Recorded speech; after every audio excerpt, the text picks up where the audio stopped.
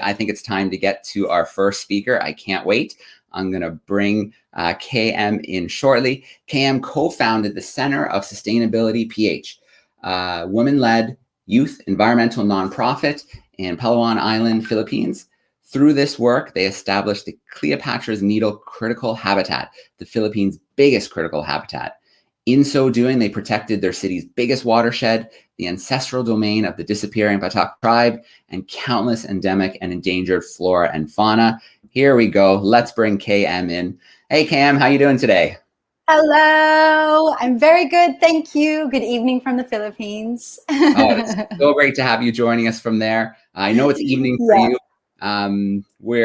Beyond thrilled to have you launching our festival. I'm going to let you take over for a little bit, and then we'll see if we have a couple questions.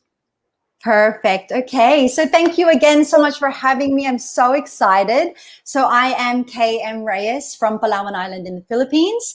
And to round me up really quickly in a nutshell, I'm actually going to play you a video right now just to give you a nice roundup of what I'm all about. So Joe, you want to hit play there? So this is just a little video. I'm Karina, and I'm coming to you from the best island in the world, officially, Palawan in the Philippines. Did you know half the world's forests are destroyed? And here it's even worse. The Philippines was once 95% covered in virgin rainforest. Now only 3% is left. That's right, it's almost all gone. And yet, the Philippines still remains one of only 17 mega-diverse countries, and we boast the highest concentration of terrestrial biodiversity on Earth. In layman terms, or lay people terms, this means that in 1 square meter of Philippine land, you'll see more diversity of fauna and flora than anywhere else on the planet. As a conservation lobbyist and Nat Geo explorer, what I want you to remember about me is that 1, I make national parks, and 2, I deal with indigenous and local communities. How? Meet my team. We are the Center for Sustainability PH, a women-led youth environmental nonprofit from Palawan Island, known as the Philippines' last ecological frontier. Our work comes from communities, is for communities, and goes to communities. With my team, we enter our local virgin rainforests, which we've played in since childhood. We organize our local communities, we lead scientific research, and with the support of our communities and the proof of science, we lobby our local politicians to protect our forest. Does it work? Yes. We successfully lobbied to the Philippine government to pass the law in 2017, which established the Cleopatra's Needle Critical Habitat, protecting a swathe of virgin rainforest half the size of Hong Kong. It's now the Philippines' biggest critical habitat. But protecting Cleopatra's Needle isn't enough. The United Nations says that 30% of the planet needs protection by 2030. This ensures clean drinking water and a stable global climate, not just for us, for our children and grandchildren too. So now with my team, we're working to establish another national park in Palawan called Kensad, home to the #1 poached animal in the world, the pangolin. And after Kensad, we'll make more national parks until all our last remaining forests here are protected. But to do this effectively and sustainably, achieving genuine inclusion of women in forest protection matters. Achieving genuine inclusion of indigenous communities in forest protection matters. Because we are not only excluded in the Philippines, as the second deadliest country globally for land defenders, we Philippine conservationists are as endangered as a species we are trying to protect. So, wherever you are in the world, join me in being a part of the fastest and easiest ways for us to mitigate our climate crisis. How? Support indigenous and local groups to conserve forests. And 2, plant a tree in your neighborhood, and whatever you do, keep it alive. Thank you. Alrighty. So that's me basically in 3 minutes. And I just wanted to give that to you now because that's kind of like the end product. It's something that I recorded like just a couple of weeks ago. And this is when I've already kind of been through this whole journey. And now I know kind of like who I am and what I want to do with my career and how I want to be a change maker.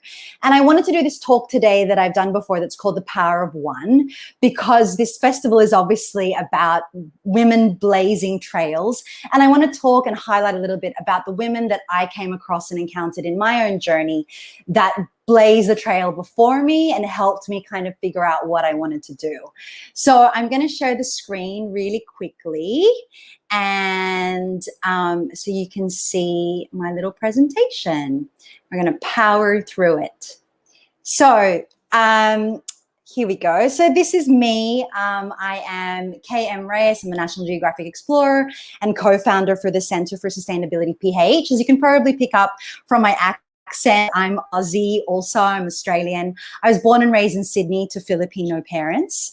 And so I want to talk a little bit about today about, how I came to believe in this idea of the power of one. So this happened because of my travels. So to tell you a little bit about my journey, I'm a really typical Aussie in that everything ends in traveling. So the countries highlighted in green are some of the destinations where I've lived and worked. The big chunks of my time was in Latin America, North America, as well as North Africa and Europe. And I want to zoom in on some of the places that I've worked in so I can start introducing you to who the ones are. And so some of these this one right here is actually some of the communities that I worked in Medellin, Colombia, which is also kind of informally known as a slum. And growing up in an affluent city like Sydney, I was actually surrounded by narcotics, and I was very curious to understand where this came from and, what the impacts were in their origins. And the result was actually really terrifying. You're looking at basically powerful drug syndicates that use slums as their points of sale, and impoverished communities who have nowhere else to live that are literally caught in the crossfire between competing syndicates vying for control of the drug trade. So I was working in education with children at the time. I was doing community organizing work, and I was doing things like international cooperation, fundraising, kind of dabbling in different kinds of things. I was also teaching yoga in the communities as a way to kind of teach nonviolent methods. And then from there, I jumped fields and worked in the Atlas Mountains of Morocco, working in sustainable planning and tourism. And here I was working again with communities, always with communities.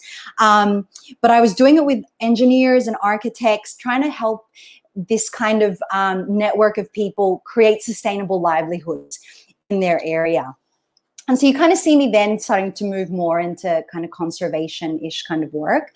And then finally, in the end, I was working in the slums of Rio de Janeiro in Brazil. And so this is a photo here. Oh, sorry, what did I just do? I meant to, oh, now I'm totally gone. Share screen. Sorry. Here we go. We're having a technical issue here. Here we go. And so this is a community that I worked in that's actually quite similar to Colombia. I worked in an amazing project run by a woman who was basically working with kids, trying to show them life outside of the favela. If you can imagine, like, these kids are living in an area with world-class beaches, and because of the shame and the issues of coming from a slum, they're very scared to step out and, go down to the beaches and that kind of stuff. And so she was really working with these communities to kind of raise them out of this kind of shameful situation that they felt that they were in. And this photo here is gigante, which also means giant in English. And I just wanted to show you him because he was a kid that his mother was a drug mule. And here you see him really soft and playful, but he was actually one of the toughest kids I've ever met. And we called him gigante because even though he was so minuscule, he walked around the neighborhood like he ruled the roost. And so who brought me with him? It is this amazing woman who was my first one, and her name is Neuza. And so she ran the nonprofit where I worked at with Giganchi. And many of the kids that I worked with were actually children of drug traffickers. And these traffickers hoped for a better life, basically, for their children, which is why they, involved their kids working with Neuza, this woman here. And she worked in the most impossible conditions, like minimal funding, regular drug wars disrupting her activities, trying to run, constructive activities with violent kids, just dealing with all sorts of, social and financial problems at home. And so for me, she is the one, because she taught me very early on. She said to me, Karina, I'm not supposed to be a leader. And I was like, why? And she basically said to me, look, I'm Black, I'm from the slum, I'm uneducated, I'm a woman, and I'm old. And she showed me the different layers of discrimination that lots of people work through to become the one, to become change makers and to become leaders in their community. And she showed me that it doesn't matter, what odds are stacked up against you. There is a way for you to be a change maker in your own community. And so around this time, I also started doing a bit more reading and studying with environmental security. And I realized that I was working in these communities that were extremely impacted by environmental conditions. And when I kind of had that awakening, I realized, okay, this is what I need to do. I need to actually connect communities to our local environments as a way of coming out of impoverishment. And so after several years abroad, I first started dabbling in conservation with my work back home in Sydney. I co-founded a clean beach movement called Responsible Runners, and we were basically doing just cleanups, like 30-minute cleanups on the beach. And this was a really important part for me in my journey, because it was about how to translate actions that you do on the ground into something that can make a bigger impact at a policy level. And so what would happen is that we would collect this data, we would, plug it into a database, and then later on that was actually used for better recycling policies and just better like zero waste lifestyle policies and different ways for local government to encourage that. So after a couple of years in Australia, I finally, did my return to country, so to speak, and I went to the Philippines for the first time, and I ended up in Palawan. So just to situate you really quickly, Palawan is in far western Philippines, and as I said in my video earlier, it's the last ecological frontier of the Philippines. It's one of the last strongholds of our last 3% of remaining forest, and it's actually home to, has three UNESCO sites.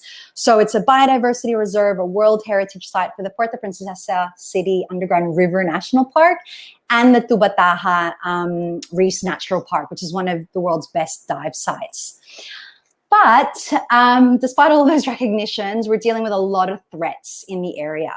So there are many illegal activities happening on the island, including dynamite and cyanide fishing, which destroy coral reefs, large-scale mining, despite special laws banning this, and mass deforestation, as you can see here. So this is a shot that we took in my project site at Cleopatra's Needle that was deforested just above a waterfall. So if you can imagine the watershed running off that was just completely destroyed from this happening. And so faced with all of these challenges of, the destruction that was happening in Palawan, we basically decided that we wanted to organize as a local nonprofit. So we are the Center for Sustainability, which I talked about a little bit before. And just really quickly, I want to highlight that Othaniel, who's on the very far right, he was only 17 when he first started and was 21 by the time we got our first national park. So it really shows you, as we're seeing more and more, that doesn't matter how old you are, you can protect. You can be a change maker at any age. And so this is our major area. It's Cleopatra's Needle Critical Habitat. And it's a huge area. It's 41,000 hectares, so like 2.5 times the size of DC. And it's very tall. It's 1,593 meters above sea level. So getting up there is takes about 3 days. And so what I want to talk to you about now is actually like how we protected the area, because I think a lot of people don't understand how to make a national park. And so the first step is community organizing, and this is how we build trust with the communities, we get their consent. And with this area, we were working with Indigenous communities. So just some snapshots of some of the different activities that we were doing. Community organizing happens in the field, it happens in boardrooms, it happens in community halls, it happens at night when our Indigenous communities are most available to talk. So it was really a 24/7 job, and there's only 6 of us, going across 10 communities. After we get community consent, which took about 2 years, we have to do research. And this is where the real fun begins. This is where, as a National Geographic explorer, you have so much fun doing research. So just some quick snapshots of what it looks like. From our head office, it takes 2 hours to get out the area, and then hiking for about 2 days to get to our base camp. And you can see all the river crossings that we have to get to get there. And then this is just a really typical research expedition. So we're studying birds here, insects, herpetofauna. I also want to highlight that when you want to protect an area, you need to justify every single inch of forest that you want to protect. So we were actually working across all different taxa, so fauna and flora, orchids, cycads, plants, trees, the whole lot, and not just, you know, the fauna that I've shown here. Finally, once you have that scientific part down, is the really fun part, which is basically lobbying. And, you know, we're two women, Jess and I, who do the lobbying. And it was a real slog. Basically, we were just knocking on doors left, right, and center. It was very, very hard for us to get a presence because we're young, because we're women. So we were just knocking on doors at local government, provincial government, municipal government, until finally we ended up with my second, the one, who is Gina Lopez, who's an extremely wealthy Filipina, who was the head of the Department of Environment and Natural Resources at the time. And we basically hijacked her at a public event, pitched to her in 2 minutes. And the incredible thing was that she decided to listen to us. And what showed me why she's the one for me, basically because it was like, it doesn't matter how rich you are or how poor you are, you can make a difference and you can make change. And so we got that sweet piece of paper because of the work that we did with her lobbying. And that's Cleopatra's Annual Critical Habitat.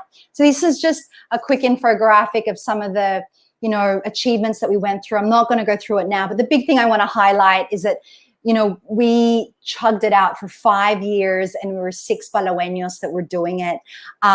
It was just a really hard slog.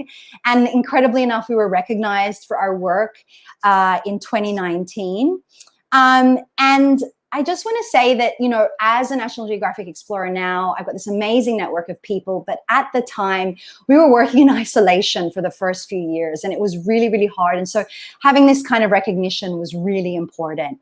And finally, last but not least, I want to highlight that this woman is my final, the one, and nothing would have happened. All of these achievements that I'm talking about now in like super lightning speed, wouldn't have happened without her. This is Mother Erlinda. She's the female tribal counselor of one of our key Indigenous communities. And on the last day of consent, where it looked like the community actually wanted to reject what we were doing, she actually stood up to a room full of men and basically told them that it was time to protect the forest and it had to happen now. And what that showed me is that sometimes when you're extremely tired and exhausted from the work that you're doing as a leader, as a change maker, like I was in the years leading up to getting the consent from the communities, someone else, to have faith that someone else will step in and be the one for you. And that there are other people out there that are going to help you. But as I said before, protecting Cleopatra's Needle isn't enough. We have to protect more. And so our target is actually to protect all of the remaining key biodiversity areas in Palawan. We have 310,000 hectares left to protect. So a little bit more than the 41,000 that we have already done, but it's completely possible. I have faith. And yeah, so I hope I'll just wrap this up really quickly. I hope you'll join us in Protecting 30 by 30. Please follow us on social media and interact with us, engage with us there. And that's it. I'm going to go back. I think I'm out. All right, yes. You are back. We've got you live on camera. Wow, Cam, amazing work, inspiring work, a great way to kick off our festival. Thanks so much for sharing your story with us today. No, thank you. I feel like I literally blazed through that, but I wanted to get like all of it in as quickly as possible. Well, this festival is all about blazing trails, and I think you blazed a tough one for everyone to follow today. That was a great presentation, Cam. So those who are tuning in right now, I can see we've got a great crew tuning in already to start the day. Use that chat sidebar, send us in a question or two for KM. I want to give a shout out to a few I can see who are joining. An excellent teacher who's been an Explore by the Seat of Your Pants follower for a long time. Bernadine is joining us today. It's great to see you, Bernadine. We've got Mr. Hill's grade 8 class tuning in from York Region, Ontario, which is really cool. And our first question here, we've got one in the chat. This is from Kaylee. Kaylee's wondering, I think you might have mentioned you've been in Morocco. How long were you in Morocco? I was in Morocco for a total of 2 months. It was a very short stint, that one. I was working with an organization in Spain that had very close ties with Morocco. All right, very cool. So I think, you know, what I really saw from the story that you shared with us is doesn't matter what age you are, it doesn't matter how small you might feel, every voice matters, everybody can stand up and make a difference. So, you know, during today, Friday, it's a school day, so we should have lots of classrooms tuning in as well as the general public. What advice would you give to students in the classroom right now who are thinking, you know what, there's an area local that I want to protect, or I want to, you know, stand up and have my voice heard on an important issue? Yeah, amazing. First of all, do it. There is, you know, there's not a more exciting time to take hold of what's going on our planet than right now. We're at a really scary time, but also a time of great innovation because we are in crisis mode. So I think the best way, especially as a youth person, is to reach out to your immediate network. So your friends, your family, have your community support you and listen to your ideas and what you're interested. And then from there, start interacting and engaging with people that maybe have a bit more responsibility. They can also help amplify your message. So that's, you know, your teachers, your parents, maybe your principal, and maybe see if you can make a difference just in your own school. That's a really, really important part of the work that we advocate, which is, you know, sustainability and conservation starts at home. So if you can do something really important in your own neighborhood, like plant a tree, you know, that's already a huge start. And then from there, you know, your passion will be infectious. All right. I love it. I think that's a common theme a lot of explorers, a lot of scientists share is, you know, they can all think of a time they met someone, saw a documentary, read a book, had an inspiring educator, and it kind of flipped that switch and ignited a passion and kind of led them on their path. And it sounds like something similar happened to you growing up and you were able to channel it into just an amazing organization. So we've got a couple more questions coming here. Our grade 8 class, Kenny is in their class, and he would like to know, what was your education path? What did you study? Oh, I think KM may have froze on us. We'll give her a minute and see if the connection comes back through. She was a little bit nervous about her connection in the Philippines, so I think we've been really lucky so far. We had a really great presentation, and the Q&A was going well. So I'm going to give just a moment. We'll see if KM is able to come back in. I think I see the wheel. Hey, KM. Hello. The All beauty right. and bane of being in Palawan. You know what? I know you were a little nervous about the signal, but the presentation was beautiful. So if we have a little pause here, not a big deal. We did have a great question from a grade 8 student who's tuning in. This is Kenny. And Kenny's wondering about your education path. What did you study? So I studied political sciences. I actually changed several times before I found my real calling.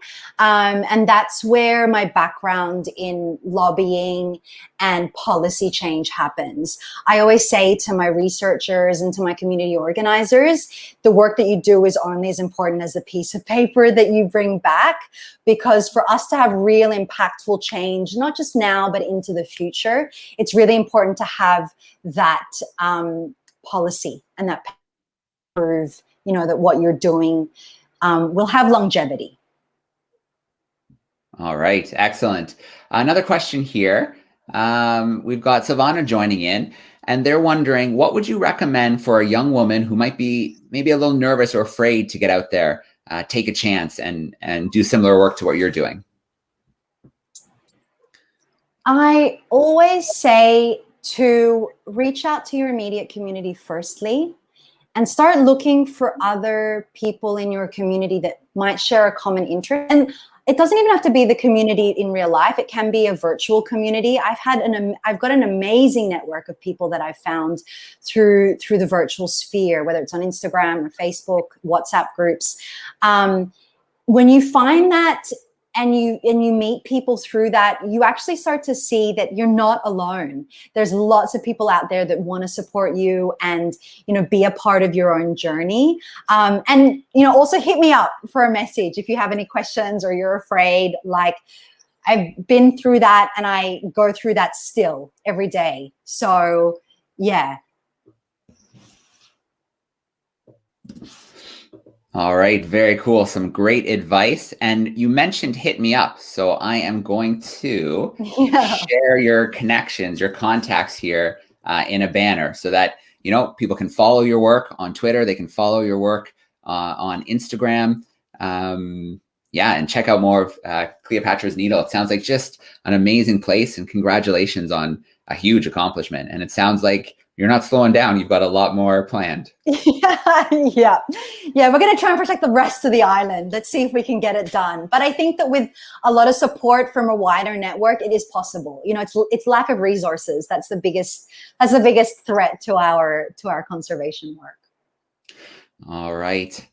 Well, KM, absolutely great to have you starting us live for the Women Blaze Trails Festival from the Philippines. Thank you so much for sharing your story. Thank you so much for being with us today and inspiring those who are tuning in. Yes, thank you. I'm so looking forward to watching the other 49 plus speakers. So I will be here for that. All right. Great, Cam. All right. Enjoy the rest of your evening, I guess. Thank you. Yeah, thank you. Have an amazing day. Bye.